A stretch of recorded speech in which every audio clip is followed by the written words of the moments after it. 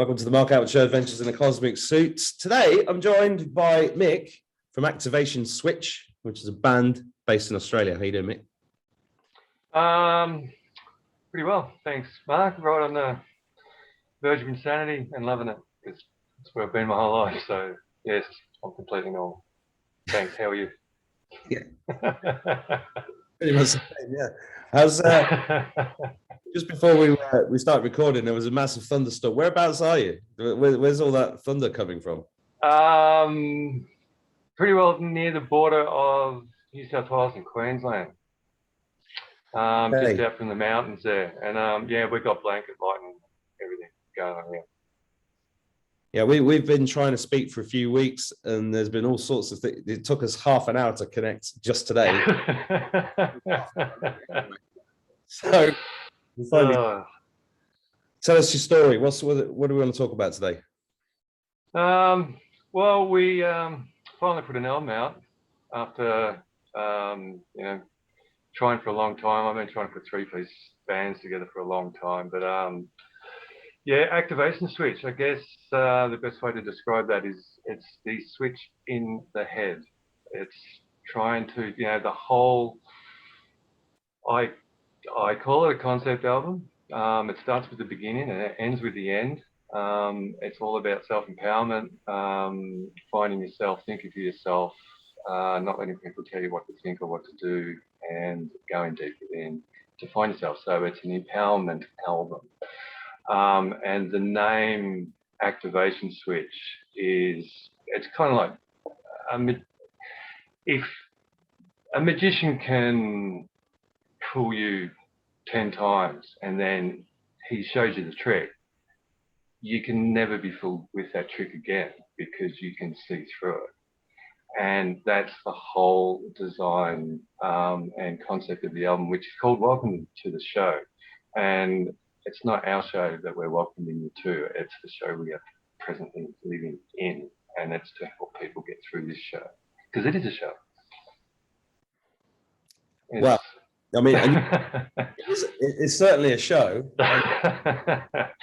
You're on the front line down there right now. You said before it's been a crazy day. What's happened today? There's been some resignations. Some people have stepped down. Gladys is gone, I hear. That's correct. Yeah. She's nasty. Yeah. Well, everyone's nasty, as we know. Before we go any further, Mark, I've always thought I'm the craziest person I've ever met. And but then I started watching you guys and realized that I'm not. So I know I'm in good company, and there's nothing I can say here that's going to be weird, which is absolutely freeing, to say the least. I know. Weird friendly zone. You're safe. Yes, indeed. And I'm really feeling there's. I think December we're looking to probably be in a different world to where we are now. It's going to happen pretty damn quickly. But as we've been communicating, like I found, my first official download, I believe, was when I was 6, and that's when I was told that all this was going to happen. I wasn't shown what was going to happen, but it was on my way to schooling, grade 1, and my father is an electrical engineer, was an electrical engineer, which is what Tesla was. And for no reason at all, I looked up and I seen the power lines, and I've never seen power lines before. And this download came through, and it just said, if they are there, that means that this world has only got to this stage, and it is not going to be sustainable because what's coming hasn't happened yet. And that's when I thought, holy crap, how did I get here? Why am I here? And they basically told me that it's going to happen in my lifetime, and that I'll be fine. I will live through it, but a lot of people will die. And so I've kind of known that since the age of 6. And that was after 6 years of trauma, by the way. And sort of when I came into the world, it was completely unplanned. We've all heard that before, but I had an older brother and sister. My mum was on contraceptives at the time. My brother and sister were 10 years older than me. I came in healthy, pretty cool, and I know that I fought for my life for the first 3 years of my life. I was choking and I couldn't breathe. And when you can't breathe, you kind of panic. And I spent the first 3 years in hospital, in and out, with them saying you might live to be 1, 2, or 3. And then my mother told me that I learned to settle down and to relax and just to sort of chill, which I think everyone needs to do right now. That's when things do calm down. And then I was to find out only about a year or two ago through a healer that I was a walk-in at 9 months old. And not only was I a walk-in, the soul that was in here was quite happy to leave, and so I'm not a dual soul in here. And so I rang my mother and said, was I sick from the day I was born? And she said, no, you were fine until you were 9 months old. And so it was the walk-in that got attacked, and boy, did I get attacked. Like when I would get sick, I would, after the age of 3, and at the age of 3, I did that. Can I show that? That's I electrocuted myself trying to plug in a radio because I was fascinated by music, and lost the end of my finger. And but whenever I'd get sick, I'd be sick for like 2 weeks at a time, massive temperatures. I could only drink water, I couldn't eat, and because of the massive temperatures, I'd be hallucinating. And there would always be 3 men standing over the top of me, laughing their heads off at my pain. They were just loving it. And then when I would go to sleep, they were there as well. And so waking and sleeping, there really wasn't much difference. It was a nightmare when I was in those incredible sick times, and they kind of stretched out till I was 7. It's funny how things go in 7s. And one day I was in grade 2, I was at school, and I was burning around. I think we were playing chasey or something, and I suddenly stopped. There was a voice in my head, which I thought was me. And this voice said, Mick, your father has died. And I went, hey, so weird. What a stupid thing to think. When I don't see that come from.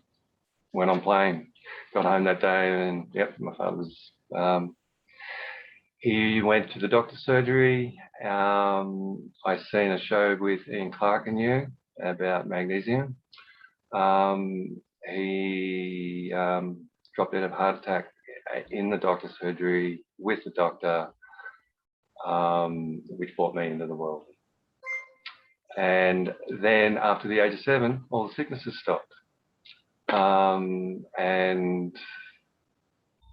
But that voice was the beginning of getting, after that I started to just notice that I knew what people were going to say before they were going to say it. Those kind of weird things. Even on television, I knew what they were going to say, even on live television, before they would say it. And then, suddenly, like, my life hadn't been normal up until then anyway. Oh, and the other amazing thing happened when I was 7 too, is I've never had a nightmare since. Not one, ever. I've had weird damn dreams, but I've never had a nightmare. So all those nightmares left. And my mum remarried in a year. I was thrown out. I lost a brother. He went his own way. He was very angry. He got very lost in alcohol and that kind of stuff. Became a very angry man. He lost his best friend and his father, and he just took off. And he was 16 at that time. And when I hit 14, I went batshit crazy. and said, "You can all go get stuff." And I came good when I was about 19, and my mum stood by me through all of that. And but getting back to the music, it just fascinated me to no end. And because of my brother and sister, I was blessed to have all of their music and their generation, which was like, I've sort of got half of them written down here, but, it was Led Zeppelin, it was David Bowie, it was Pink Floyd, it was, I remember Susie Quatro from a very early age. The Sweet blew my head off. Yeah. That was the only album I wanted one Christmas. When I heard Ballroom Bliss, I thought, man, this is the shit. And so this is what I wanted to do. I always knew I wanted to do it. And I eventually picked up a guitar when I was 19, and got accepted into my first band, which was a dark metal band. And I hated all that shit. I just hated it. It's like, no man, Led Zeppelin, Pink Floyd. This is where it's at. They were playing Metallica and Iron Maiden and all this. I'm going, this is crap.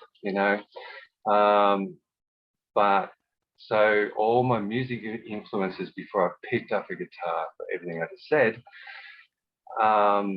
And then I was trained on the guitar to play the music that I didn't really like, but then it fully got hold of me, and I thought, this is just so damn, it's just masculine energy, As I heard one lady put it once, it is, like hard rock and heavy metal can be put into so many categories, and there's only a few that I actually listen to, or that it really inspired me. And but all heavy rock is Conan the Barbarian beating his chest, saying, "I am a man." I'm not kidding. Like when you have that energy going through you, feeling it, and you're doing it, I've been a very gentle person, and I am, but my God, when that happens, I'm the divine masculine, and I never got into the dark side of heavy metal or anything like that, but I was very inspired by bands like System of a Down. They've got a purpose, and they want to get the truth out there. And before any of that happened, I have to say, Midnight Oil, I had seen them 6 times. I'm not sure if the world knows of Midnight Oil, because they were an Aussie band. They kind of did make it overseas and that. But if you want to see the energy, they had more energy than just about any band, heavy metal band I've ever seen. Go to YouTube, look at Midnight Oil live at the Capitol Theatre, 1982. Watch the first and last song. They would have it every single concert, the entire place, from start to finish. Well, I'm going to interject because if you got in my car, I've got a CD player. Yes, me too. Yes, and it's Pink Floyd. It never changes. And when you talk about Midnight Oil, it reminded me of Marillion. I'm not saying they're the same sort of music, but I went to see Marillion in the 80s, and I'll never forget that gig because the whole 40,000 people just all the way through. Yeah. My 17-year-old, who's been brought up on we don't need no education, has just left school, and which I'm really proud about because it's not serving him in any way. And when he has a shower, you can often hear Marillion, Pink Floyd, and so it's so. I totally agree with everything you just said. And I used to manage bands years ago, and I was always, I'm not a great musician, but I love music. And I think music is so important. And that music is how we came across each other, because I think it was Tom Barnett and I had, and you knew him. And I thought this is really interesting because you've written this album, and so you've created this album with the band Activation Switch, and firstly, I love the idea of a concept album anyway, like War of the Worlds and that kind of stuff. I love overarching themes, and this is the biggest show in the galaxy ever. It is, and that's why it's welcome to the show. That's what it's called, and every single song on it. And see, the thing is, I've even thought of more songs. I did write to you about this too, but there are so many songs that, as time has gone on, have meant more and more and more and more. You know, like We're Not Going to Take It, Twisted Sister. If that was to come out today, you know, it would mean more than it ever did back then. You know, I've thought of a couple of others. Hang on. We had an artist here in Australia, John Farnham, right? And his biggest hit probably was The Voice, right? And the chorus is, we are the voice, try and understand it, make it loud and make it clear. We're not going to sit in silence, we're not going to live in fear. You know, and it's like, if that was to come out today, like, these just transcend time. Like, I swear that when Source writes, it writes, well, time's not linear, so, you know, it knows what's kind of coming. And half the songs on this CD were produced 15 years ago, and they mean more today. Well, they were written for today. Maybe because I always knew this was coming.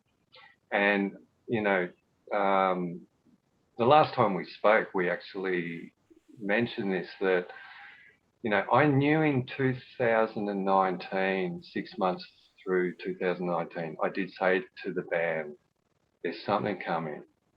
At the end of March, beginning of April of next year, it's going to change the world. And I thought I knew what it was going to be. I was completely wrong. But my intellectual mind thought, I reckon this is what it's going to be, which was going to be a truth bomb, a lot of them. And I was completely wrong, but I had the actual date exactly right. And as soon as it started, you know, from the age of 6 till now, I went, this is it. This is what I'm talking about. This is the beginning. Yeah. And it's never going to be the same from now. I knew the second it started. And yeah, that was, and here we are 18 months into it, and it's all happening. And yeah, but we have to stay in such a high vibration. Yeah. You know, it is the most important thing, you know, like one of the best things I've heard recently is if the fear is coming from an outside source, it's not yours. Yeah. If you're generating it, go inside and deal with it. Yeah. Right. But, you know, we don't have to take, that's not mine, you know, and that's it's the oldest trick in the book, and it's such a low vibration, you know, and that's where they live. You know, whatever's out to get us, they can't live in a high vibration. That is correct. And every, you know, like, it's a heavy rock album, but it's positive rock. We had some people in the last band I was in. This is such a twisted story, so just bear with me, right? Mm-hmm. I had met a drummer and I started a band. I usually start a band with the drummers, and me and them lock in. You know, a Metallica is a guitar drum linked band, right? There are many of them, and so me and the drums will get tight, then we'll get a bass player in. So I had the drummer, my best friend, loved him to death. And we got a bass player in. He'd never played bass. This guy's a genius. He's an absolute genius. He's a classically trained piano player, great guitarist, great singer-songwriter, great everything. Plays better lead breaks than I do. And he had no bass guitar. So I said, there's a bass guitar. Just went bang. He's a musician, you know. And we smashed this out, but the drummer had depression. severe depression issues, although he was the funniest guy we'd ever met. He had more energy. He was a mini Hulk Hogan, and he drummed like that too. And like he was worse than you, Mark. He was never ever serious, right? Everything was a joke, and he would suck you in and say, you know, no, this is true. This is no shit. Just, you know, and you'd be like, yeah, come on. And he's, no, I'm not kidding. And then he'd get to the end and be a fucking joke, you know. And so he kept trying to get off substances. It'd go good for a while, like a year, and then he'd, you know, fall back into it, picks himself up, come back. This happened a couple of times, and then he just decided he couldn't do it anymore, and he took himself out. And that's when I gave up. You know, that's when I thought I gave up. We had played the shows. We did a quick CD. You know, half of these songs are on it, and so I became, without knowing that I was going to do any of this, all the three people in the band at the moment, we've all been hired guns, and there's a great YouTube documentary called Hired Guns. I suggest everyone watch it. It's brilliant, and you'll learn a lot about a lot of people. It's got everyone in it from Billy Joel to Metallica to Alice Cooper. It just, you know, there is so many. Ozzy Osbourne, you know, the whole lot.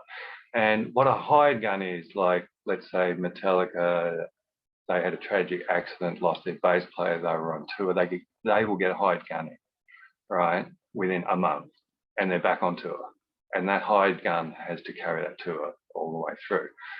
I stood it. Yeah. So we've all been hired guns. So one of the bands that we used to play with, me, Jordan, and Ryan, was I love them. I thought they were great. I would go and watch them play wherever they played. They were called Stone Mountain. They were an original hard rock band. And I walked in, and I walked into the guitarist, and he said, "Oh, we've just put an album out." And I'm going, "And it's fantastic." You know, we did ours in about a month. They couldn't believe we put it together so quickly because they'd been together for years. And great album, can't fault a single song on it. And they said, "But we've just lost our bass player." I said, "I'll play bass." So he said, "Do you play bass?" Because they'd only seen me as a guitarist frontman of three-piece. And I said, "Yeah, I've played bass in bands before." "Do you have one?" "Yes." "Do you have a bass amp?" "Yes." Said, "All right." So a week later, rock up, nailed it, smashed it, you're in. Started playing shows with them, then they decided to split up, all right? And on the very last show, I had a feeling that someone was going to poach me, knowing that this was the band's last, you know, nothing happened. But I just had this gut feeling, and I was so disappointed. And I'm talking to this guy, we're packed up and we're standing outside, and okay, yeah, well, that was fun, wasn't it? You know, blah, blah, you have a good life, good luck with your family, blah, blah, blah. And we're just about to open the doors of the car, and he said, "Have you heard of a band called," I'm not going to say their name. They were a notorious punk band, and the first three-piece I ever built, the drummer of that band belonged to this band, right? So I'd had this CD for quite some time, and I've gone, I love these guys. These guys rock. They said, "Oh, they're looking for a lead guitarist. Would you be interested?" And I'm like, "Yeah." And so same thing. A week later, I'm in that band, and I think I learned 24 songs in a week, you know. And that's weird, because I've been learning one song for 24 years and I still haven't managed. In this band, I didn't last long, and because I just wasn't going to put up with things, and I had better things to do than, you know, there was some conflicts there. But the bass player of this band I loved, the guitarist in this band I love. And I couldn't see how these guys were putting up with what was going on. And anyway, the guitarist and bass player left, and then the bass player said, all I've ever wanted, he'd been playing for 20 years, all I've ever wanted was a really good original band, you know. And I said, oh, look, you know, I've done a couple of 3 pieces, threw in the CDs, and crap recordings, you know. He came back and said, I love to do it. And I'm like, really? You want to do this? He said, yeah. He came into my place every single week, driving half an hour. This is his place I'm in at the moment, by the way. And we couldn't find a drummer. No matter, you know. So this was a band that that is now started with a bass player. We started working, and then I ran into the bass player of my last band. Since I'd seen him, he'd recorded 70 songs on his own, played every single instrument, classically trained keyboard player, right? And he got sick of using drum machines and stuff because that was the only thing he couldn't do. So he got himself an electronic drum kit and started playing his own drums. He said, oh, I'm not that good, you know, I've only just blah, blah, blah. He's now our drummer. And he is so, like, I'm in the same band as I was in the band that I thought I'd never, that's it. Because Ryan dying killed me. It absolutely, like, it just, so many things had fallen apart in so many bands, but to have your best friend die was like, you know. So we dedicated this album to him. And on the first track, which is the beginning, because when Jordan was in that band, he'd play bass and keys. So he'd jump off the bass and play keys in the middle of songs. There wasn't a bass track on the original recording. So the James was able to put a bass line on that. So the first track in this, which is just an open spoken word poetry beginning with some cosmic Pink Floyd music, which is how we start our shows before we, you know, go smash. We sort of get their attention nicely, beautifully, and then, oh, I think the band's starting, you know, and then we go smash and we jump into it. Jamie was able to put the bass line in to it. And so we've actually got Ryan playing the last bit of the drums, so we were able to capture him for the very beginning, but it's another version of it, you know. And that is the beginning, and here we are. And so this band starts to fire. It's going, you know, we're smashing gigs out. It's going fantastic. We get our first ever festival, ever. We're all so excited. It was called the Rock and Riot Festival. Where's that? That was going to be up in Brisbane. There was 39 bands, 3 stages. It was going to go for 12 hours, non-stop. We rehearsed up the best show that I'd ever been in. You know, like, we are tight as, and just, you know, on fire. It was a Friday night. It was less than 16 hours before we're going on stage. It was 2 days. Monday was the first ever lockdown. Yeah. And we got the phone call that they've cancelled the gig. And so we went and recorded this album over, this was all last year, so that would have been late March. So we were 16 hours away from our first festival.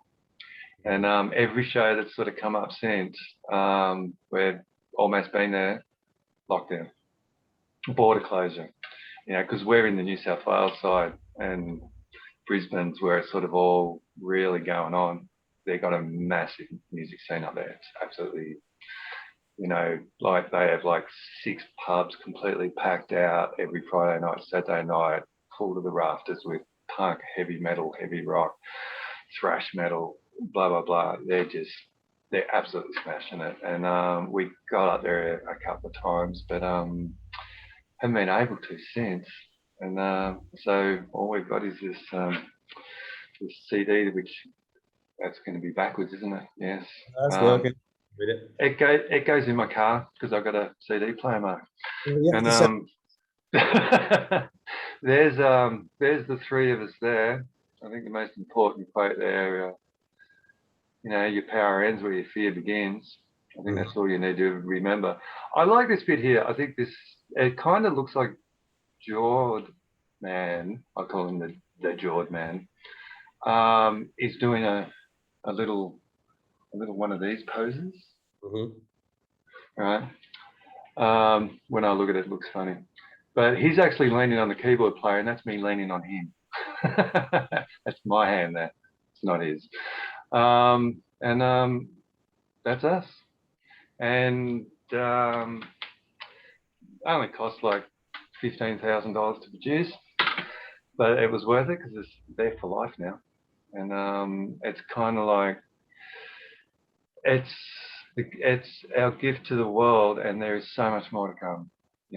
We have at least the next 2 albums ready to go, and but really having a hard time.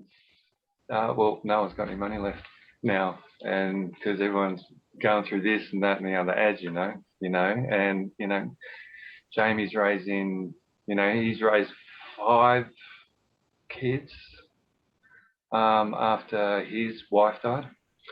And he's in another relationship, has been for many, many, many years. He's a carer for her, and he's looking after her. He's raising her daughter. Jordan's got 3 of his own kids, and he married someone that has 3 kids as well. They got 6 kids. Both these guys have mortgages. They're just absolutely flat out all the time.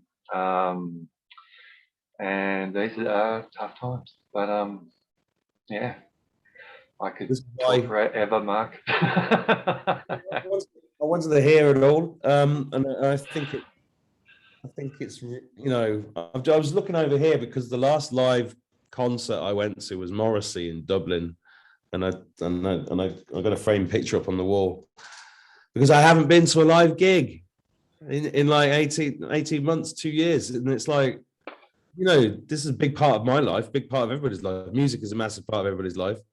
And one of the first things that stopped was live music, live comedy, and TV's full of shit. And, it's all mind control bullshit. The music industry itself, I knew 30 years ago that it was going the wrong way, or was the wrong way, not going the wrong way. I managed a guy, I was a really good friend, still good friends with an amazing singer-songwriter in Manchester, who should have been massive.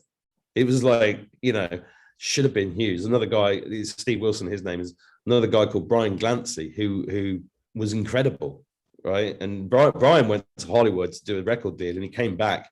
He was a different man, and he left at the age of 40. He just checked out, and he was an amazing singer-songwriter.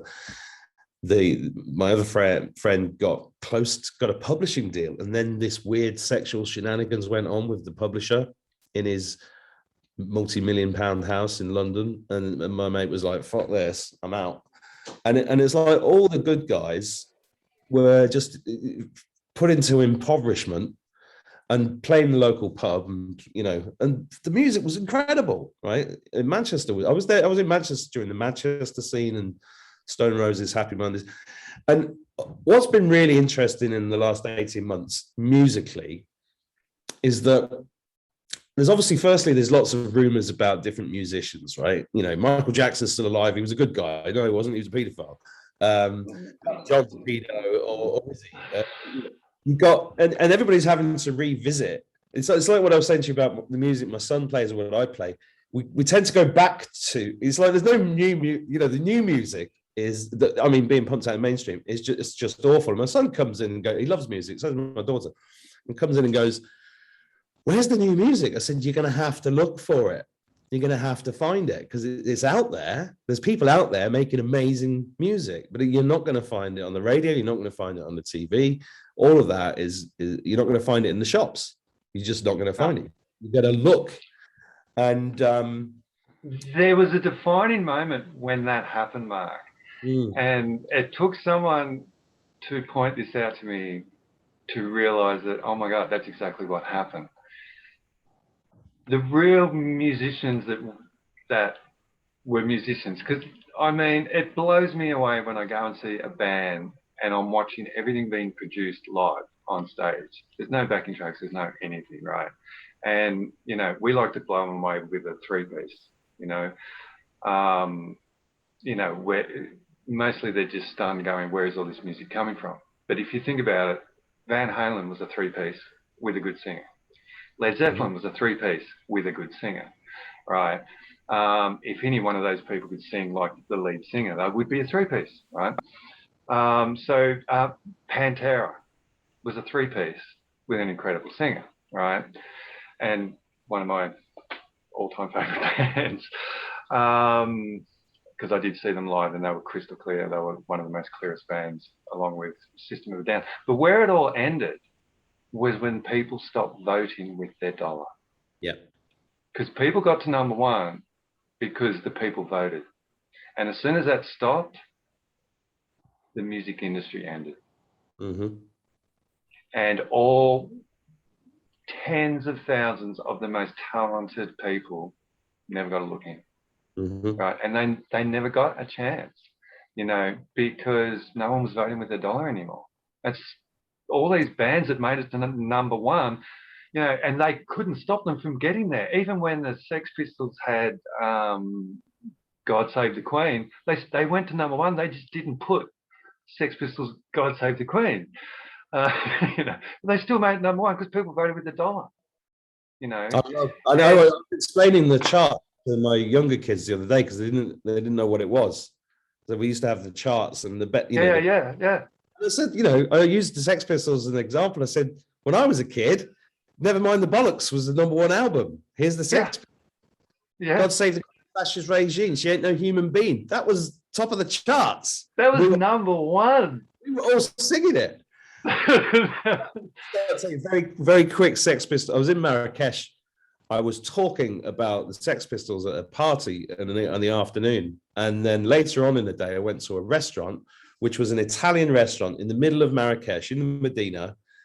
Nothing, totally foreign to any English, no English sentiments whatsoever anywhere. Walked in, went to sit down, and I didn't quite like the table. So I said, is there anywhere else to sit inside? It was a bit chilly outside. And the guy took us through 2 rooms, and I walked into this back room, which was empty, and it was all painted green. And on the wall was God Save the Queen, a poster in a frame by the Sex Pistols. And I was like, this is just, I know when you mentioned them, I got the buzz, because how do you explain that? How do you explain that to a 10-year-old that's growing up on this crap that's being pumped out, which is literally altering their mind in such a detrimental way? It's incredible. So look, it's all, we know what's happened. It all got taken over, and you know, everything got taken over. Well, here's the thing: it's been taken over for a very long time, and I think this is also really interesting. True. So there's a couple of things I'll mention. Other people will know more than me on this, including you probably. But when you look at Jimmy Savile's association with the Beatles, and then you look into the Beatles, and it gets very dark and occultish, right? Very dark and occultish, which really pisses me off because I loved all the Beatles music, right? There's another one of those things you've got to let go. Then you look into the change between 440 and 432 hertz in the 50s, I think it was, or the 40s, and people need to look into this stuff, because the music, the universe is built on a sound wave. God and nature talks in musical notes, right? Yeah. Well, the most important thing. If people want to relax, they'll put their headphones on, they'll play it. We need to dance. That's where I lived. Yeah. That's where I lived until I was like 18. It was in those headphones going, oh my God, you know. Yeah. And look, the universe is energy, frequency, and vibrations. Exactly. That's it. That's music. The entire, you know, which we get to play with vibrations and make art with it, you know. And, you know, the saddest thing is like, once I finally got the best band that I'd been, you know, aiming for my whole life, and these guys are all singer-songwriters, all of them, both of them, but incredible singer-songwriter. you know, like music, for as long as time goes back, has been where people come together and forget and have a good time and just be in the moment, you know. And I thought, right, from here, I'm going to be able to help people like I've always wanted to be able to help people, and I'm going to be able to reach so many people. And you know, because I am an energy healer, I am so many things. That's a show for another time, you know, because if we start there, we're not going to end. You know, all of these things I wasn't taught or shown. I was just born with them. But I thought music can reach millions. It is so powerful. And they knew and they know how powerful it is. And that's why I thought, all right, we're going to make a bullet that is going to awaken the world, to activate, you know, to help flick that switch, you know. We're gonna have to play something now from Activation Switch. Is that okay? Yeah, is this the end? No. I think people would be watching this going, well, play some of the music then. Play Sovereignty then. Okay. I'll just dig it up. By the way, if your band ever needs a didgeridoo player, my son's really good on the didgeridoo. We'd love a didgeridoo player. Yeah, here we go.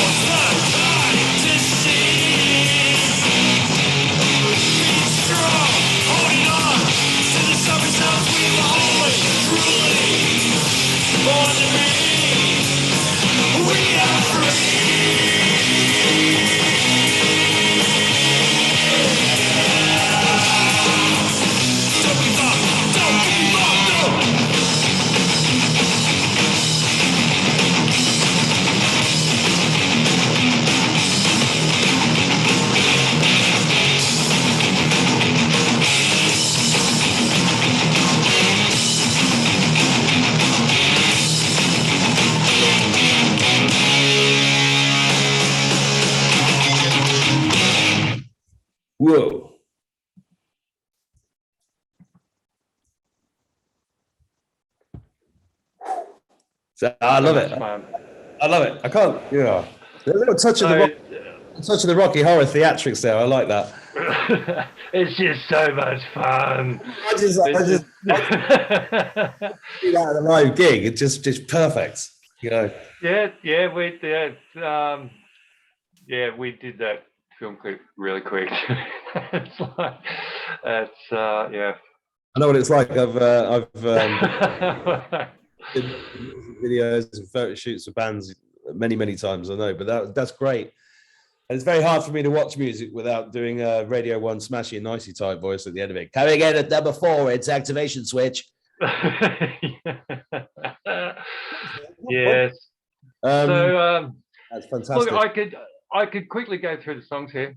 Yeah, do it. Okay, well, the new well, in the beginning is the intro.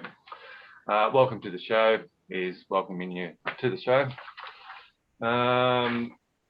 Act 3 is the new, and that's us. You know, it's the new people that are away that are gonna claim this world back, and that's what the new's about. Let's see here.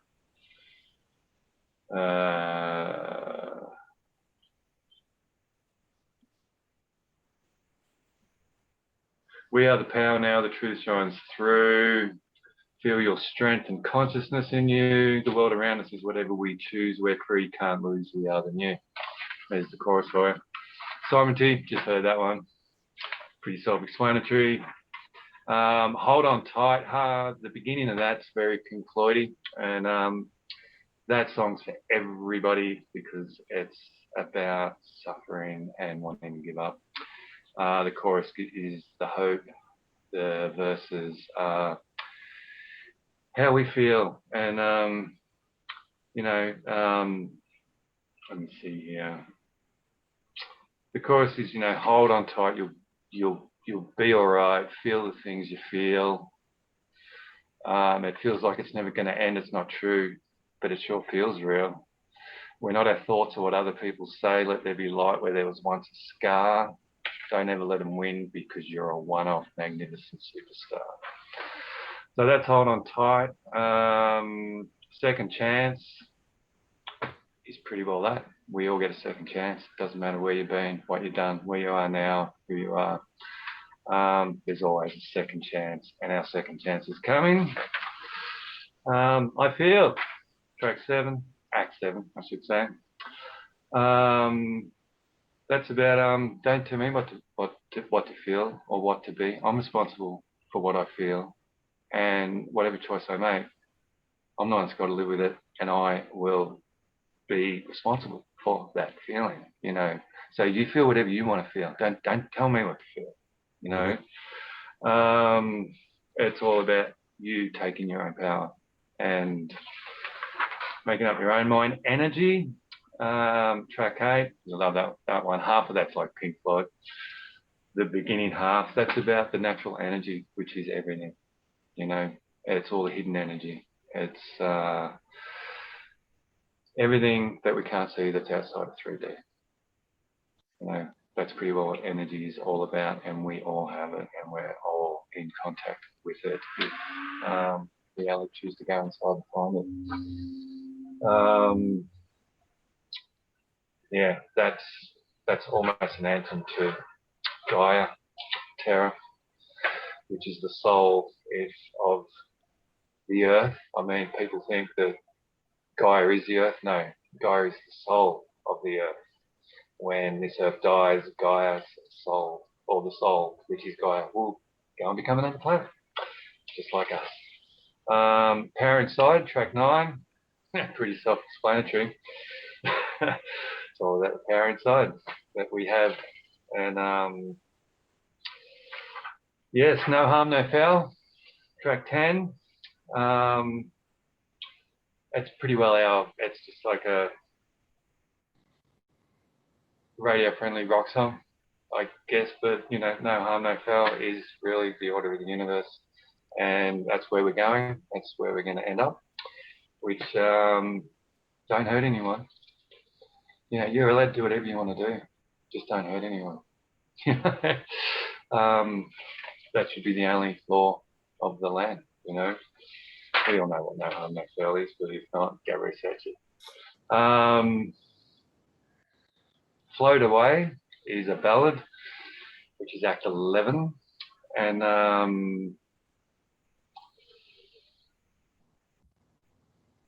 what to say about that one?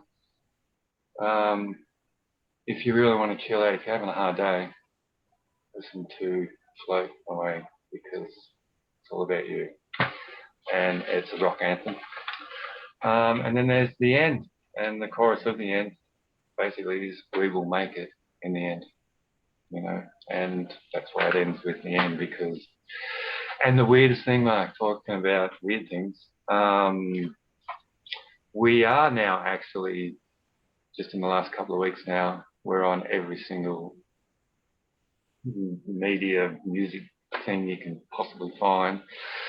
But we were only on SoundCloud there for a while, and activationswitch.com, where you can actually download all the songs. And my phone, every now and then, a couple of times a week, just plugs into SoundCloud and plays the end.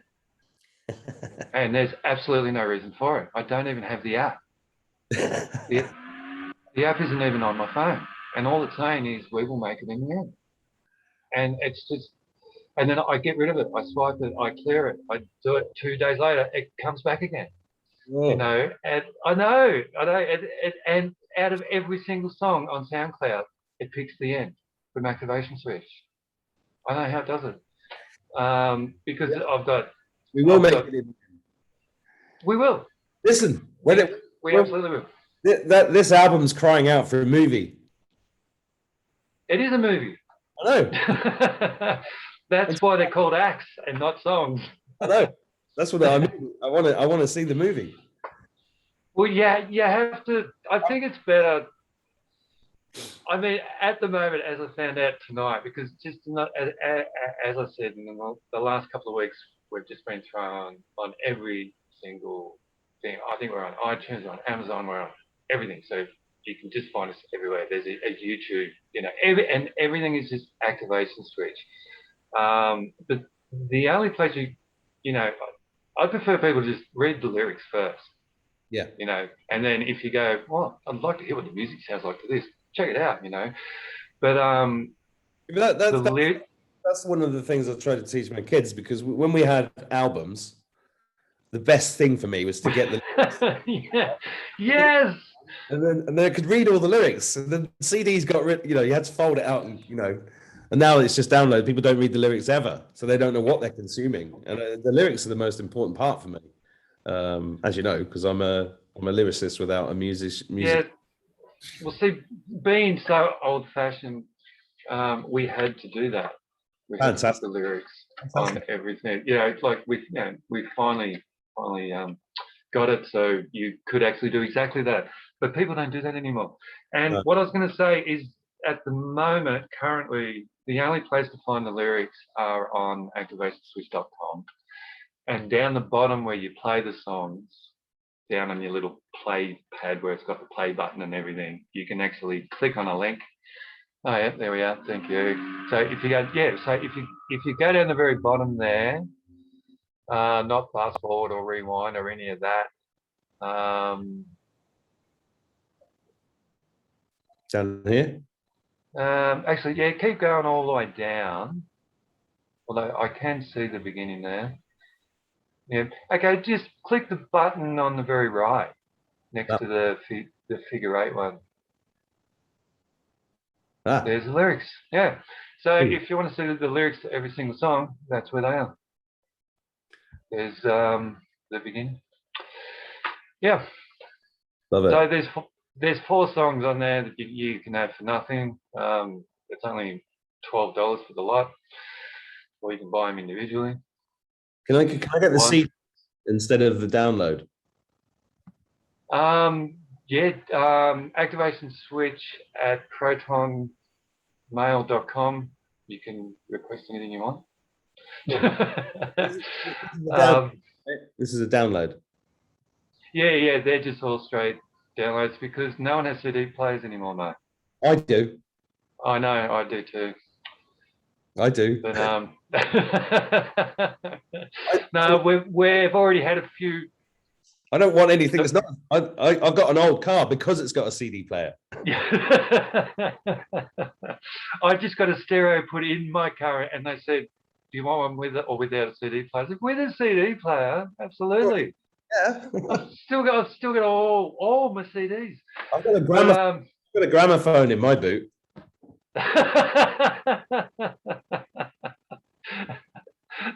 Just got to drive real eggs on the seat as yes. Yeah. So yeah, at the moment, that's the only place to find the lyrics, and you know, the music, as you would have seen, isn't for everybody. You know, like. I mean, you know, what is that? But the message is the lyrics are. You know, and never apologize for that. I mean, I get if I put a little bit of music on a video on YouTube, you go, "Oh, the music's too loud." And my poetry videos don't like the music; it's too loud. Yeah, true. Whatever. Well, whatever. Look, I'm out of time now, but I just want to say I'm glad you're in the world. Glad you're doing this. Glad you're doing this positive message. You're manifesting with music, and I think that's even more powerful than just sitting there meditating. Support the band, guys. If you're watching this, just go and you know, share it with somebody. If you don't like that type of music, go and share it with somebody who does, because it's what it's all about, right? Right now, sovereignty is about just doing your thing and then telling people, you know, you don't need it to be sold to you by the TV or anything else. Seek it out, make your own stuff. I'm making my own films, I'm making my own poetry videos. I don't care. I'm just doing what I want to do. And that's what all of us should be doing. You know? And it doesn't matter if you like it or not. Just do it and you find your crowd. And then that's a wonderful thing. We coined a name, Empower Rock, because that's what it is.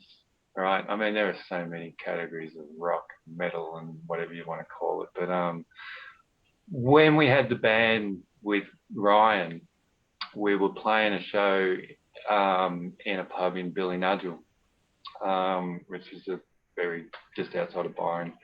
And these guys were driving down from Queensland. They stopped in for a beer. They walked out the back, and here's this band playing on stage. And we didn't realise, but we just blew them away.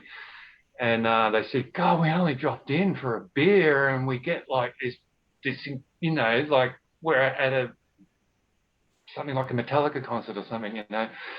And they said it was really positive rock. And we kind of thought, never heard anything like that before. Wow. Hey, it kind of is. Yeah. Yeah, right. So we thought of using positive rock, but then the band members, you know, it's great having three people, because the decision can only go one way. And they said, no, that's just a little bit too religious, you know. But that's like Cliff Richard in the 70s trying to hide up the fact that he's a pedo. So don't do that. All you need to do, anyway, you just need to think, look, all the kids are consuming this fucking stuff about raping women and all that, all this fucking horrible shit that's coming out of the satanic music industry. And, you know, it's just good that you are making music, regardless of whether people like, there's a lot of people listening to this who will love that type of music. So if you do, go and buy it, support the band, spread the word. I'm out of time. It's empowerment. It's empowerment. And it's activating. Well, I want to leave the show on the final message of the final song, which is what? We will make it in the end. We're going to make it in the end. And we are. Yeah, exactly. Brilliant. Thanks, Mick. Take it easy. That's simple. Thank you so much, Mark. Yeah. God bless. Bye, everybody.